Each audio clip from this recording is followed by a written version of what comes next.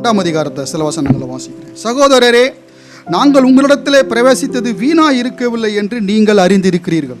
ஒரு ஊழியக்காரன் ஒரு இடத்துக்கு ஊழியத்துக்கு போனான், அது வேஸ்ட் ஆகிடக்கூடாது, பிரயோஜனமாக இருக்கணுங்க. பவுல் செய்தி கொடுக்கும் போதெல்லாம் அது வீணா இருக்கவில்லை என்று சொல்கிறார். நான் உங்களிடத்திலே பிரவேசித்தது வீணா இருக்கவில்லை. என்ன அடையாளம் இருக்க வேண்டும்? பவுல் தன் லாபத்துக்காக வாழல, ஜனங்கள் லாபத்துக்காக வாழ்ந்தார். அவர் லாபங்களை கர்த்தர் பார்த்து கொண்டார். உங்களுக்கு தெரிந்திருக்கிறபடி முன்னே பிலிப்பு பட்டணத்திலே நாங்கள் பாடுபட்டு நிந்தை அடைந்திருந்தும் வெகு போராட்டத்தோட தேவனுடைய சுவிசேஷத்தை உங்களுக்கு சொல்லும்படி தேவனுக்குள் நாங்கள் தைரியம் கொண்டிருந்தோம். எங்கள் போதகம் வஞ்சகத்தினாலும் துர் ஆசையினாலும் உண்டாகவில்லை, அது கபடம் உள்ளதாகவும் இருக்கவில்லை. வசனம் பேசும்போது அவருடைய மனம் எப்படி இருக்கிறது? ஜனங்களை வஞ்சிக்கிறதுக்காக சொல்லலை. இவர் ஒரு துராசையோடு ஜனங்களுக்கு சொல்லலை, கபடம் உள்ளவர்களாக சொல்லலை. சுவிசேஷத்தை உங்களிடத்தில் ஒப்புவிக்கத்தக்கதாய் தேவன் எங்களை உத்தமர் என்று எண்ணினபடியே, உத்தமர் என்று எண்ணினார்.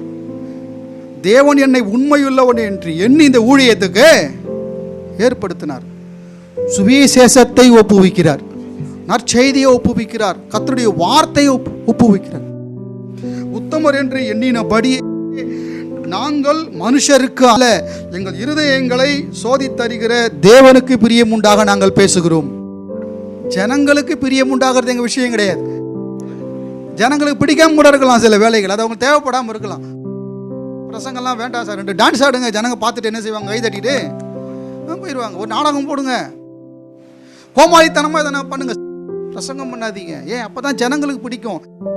ஜனங்களுக்கு பிடித்ததை செய்ய பவுல் இல்லை, தேவனுக்கு பிடித்ததை செய்ய பவுல் இருக்கிறார்.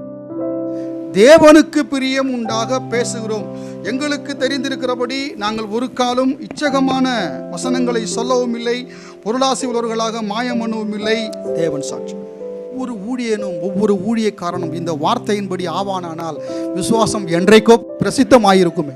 நம்ம இந்தியாவில் பால் கொடுக்கிற தாயானவள் தன் பிள்ளைகளை காப்பாற்றுகிறது போல நாங்கள் உங்கள் மேல் வாஞ்சையா இருந்து தேவனுடைய சுவிசேஷத்தை உங்களுக்கு கொடுத்ததும் அல்லாமல் நீங்கள் எங்களுக்கு பிரியமானவர்கள் படியினாலே எங்கள் ஜீவனையும் உங்களுக்கு கொடுக்க நாங்கள் மனதாயிருந்தோம்.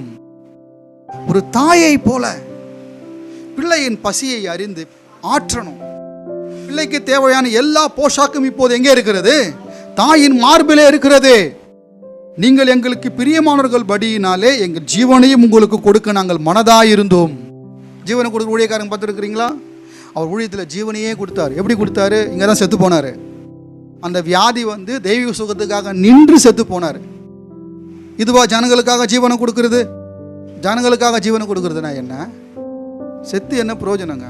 ஒரு பிரயோஜனம் அதனால இல்லை. அதனால உங்களுக்கு ஒரு நன்மையும் கிடைக்காது.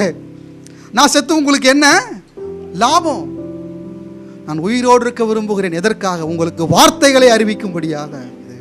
வாயில கர்த்தருடைய வார்த்தையே இல்லை, ஆனால் செத்து போயாச்சு. சபைக்காக ஜீவனை கொடுத்தார். பவுல் அந்த அர்த்தத்தில் சொல்லலைங்க. இந்த வசனம் உங்களுக்கு அறிவிக்கப்படுறதுக்கு என் உயிரே போனாலும் பரவாயில்லன்னு சொல்கிறார் பவுல். செத்தாலும் பரவாயில்ல, எனக்கு இதனால் வறுமை வந்தாலும் பரவாயில்ல, எனக்கு இல்லாமல் வந்தாலும் பரவாயில்ல, எனக்கு என்ன ஆனாலும் பரவாயில்ல, உங்களுக்கு நான் சுவிசேஷத்தை நான் அறிவிப்பேன். ஒரு தாயை போல. ஒரு தாய்க்கு எவ்வளோ கஷ்டம் இருந்தாலும் அந்த கஷ்டத்தெல்லாம் பொருட்படுத்த மாட்டா. அவ்வளோ முக்கியம் யாரு? அந்த பிள்ளைகள்.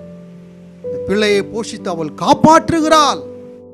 இப்படிப்பட்ட ஊழியர்கள் கர்த்தருடைய வசனத்தை கொடுத்து ஜனங்களை காப்பாற்றுகிறார்கள், அவர்களை போஷிக்கிறார்கள்.